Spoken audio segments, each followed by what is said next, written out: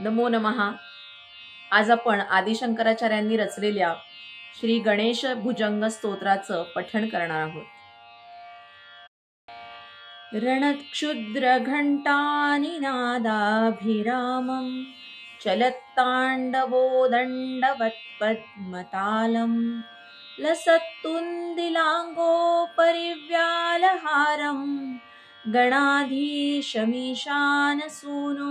तमीडे ध्वनिध्वंसवीणालयोल्लासिवक्त्रं स्फुरच्छुण्डदण्डोल्लसद्बीजपूरं गलद्दर्पसौगन्ध्यलोलालिमालं गणाधीशमीशानसूनुं तमीडे प्रकाशजपारक्तरत्नप्रसून प्रवाल प्रभातारुणज्योतिरेकं प्रलम्बोदरं वक्रतुण्डैकदन्तं गणाधीशमीशानसूनुं तमीडे विचित्रस्फुरद्रत्नमाला किरीटं किरीटोल्लसच्चन्द्ररेखा विभूषं विभूषैकभूषं भवध्वंसहेतुं गणाधीशमीशानसूनुं तमीडे उदच्चद्भुजावल्लरी दृश्यमूलो चलद्भ्रूलताबिभ्रमभ्राजदक्षं मरुत्सुन्दरी चामरैः सेव्यमानं गणाधीशमीशानसूनुं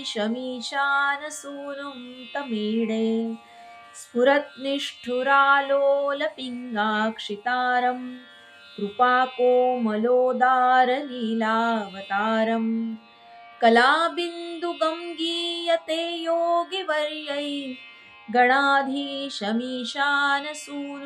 तमीडे यमेकाक्षरं निर्मलं निर्विकल्पं गुणातीतमानन्दमाकारशून्यं परं पारमोङ्कारमाम्नाय गर्भं वदन्ति प्रगल्भं पुराणं तमीडे चिदानन्दसान्द्राय शान्ताय तुभ्यं नमो विश्वकर्त्रे च हर्त्रे च तुभ्यं नमोऽनन्तलीलाय कैवल्यभासे नमो विश्वबीजप्रसीदेशसूनो इमं सुस्तवं प्रातरुत्थाय भक्त्या पठेद्यस्तु मर्त्यो लभेत् सर्वकामान् गणेशप्रसादेन सिद्ध्यन्ति वाचो गणेशविभौ दुर्लभं किं प्रसन्ने इति श्रीमच्छंकराचार्यकृतं श्री गणेशभुजंग स्तोत्रं संपूर्णम्। मागच्या व्हिडिओमध्ये म्हटल्याप्रमाणे हे गणेशोत्सवामधलं शेवटचं गणेश स्तोत्र आहे। उद्यापासून आपण संस्कृत भाषा का शिकायची आणि ती कशी शिकायची, म्हणजे त्याचं संभाषण कसं करायचं, कर्ता आणि क्रियापदांचा उपयोग कसा करायचा, अतिशय साध्या आणि सोप्या प्रकारे आपण संस्कृत कसं शिकू शकतो याबद्दल आपण बघणार आहोत आणि शिकणार आहोत, बोलणार आहोत एकमेकांशी। तर बघत राहा आणि लाईक, शेअर आणि सबस्क्राईब करायला विसरू नका।